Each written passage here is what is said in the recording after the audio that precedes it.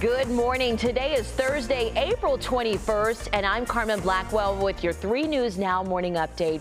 Thank you for spending just a few minutes with me on the WKYC Facebook, Instagram, and YouTube pages. We start you off this morning with Holly for a check of today's weather forecast. Good morning, Holly. Good morning to you, Carmen, and to you. And it's been a soaker of a start.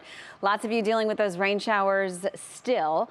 Very breezy. That will continue. And as we look ahead, we'll eventually clear. So we are not going to keep the rain around all day by any stretch. In fact, by later this afternoon, we've got clear, bright skies with temperatures in the 60s, and will stay clear more or less throughout the overnight hours and start your Friday off that way. So we'll be in the 40s tomorrow morning.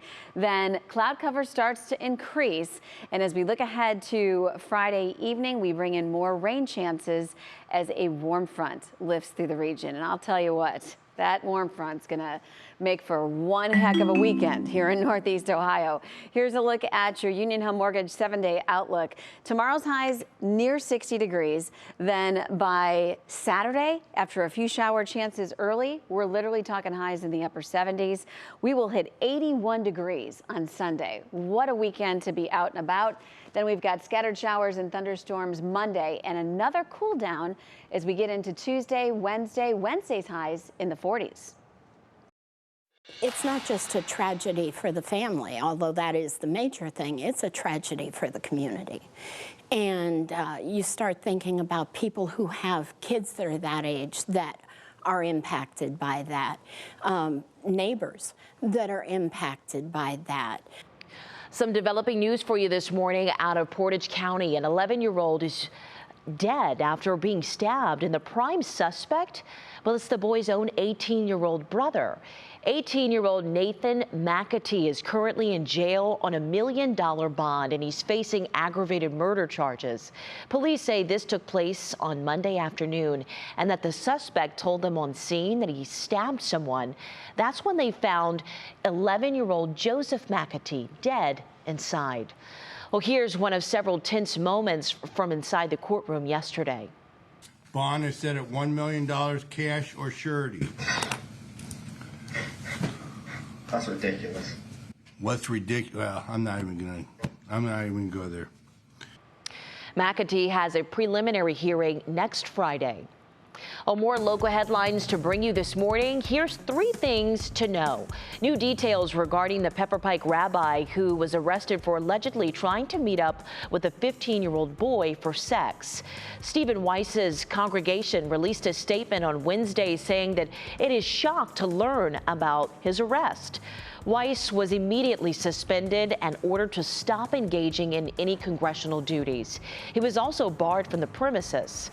Weiss is facing felony charges but was released from jail yesterday after posting bond. In the meantime, he'll have to wear a GPS tracker.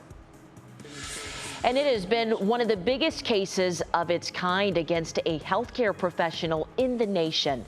Yesterday, former Ohio doctor William Husel, who's accused of overprescribing fentanyl to his patients, was found not guilty of 14 counts of murder. 14 patients have died under Husel's care after receiving 1,000 micrograms of fentanyl. And there's a new warning out about a group of dangerous opioids making their way across the state of Ohio, said to be up to 40 times stronger than fentanyl.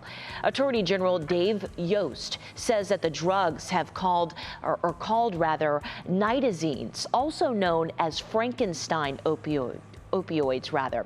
They're the leading cause of overdose deaths right now. The drugs are not approved for medical use anywhere in the world, but they're still being made in secret labs. Turning now to politics here in Ohio, an update on those controversial congressional maps. Ohio's redistricting commission is once again on deadline. On Wednesday, a 3-judge federal panel gave the commission until May 28th to pass acceptable maps, setting Ohio's Senate and House districts. And if not, the court will impose a map that the Ohio Supreme Court already rejected as unconstitutional. Election day for those races is now August 2nd. Now over to the latest on the coronavirus.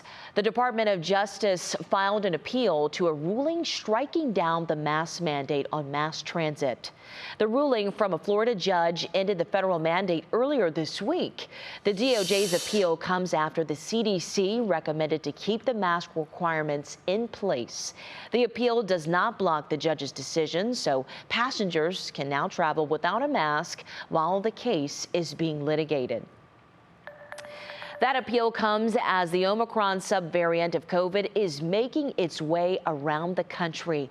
This one is called BA.2 subvariant.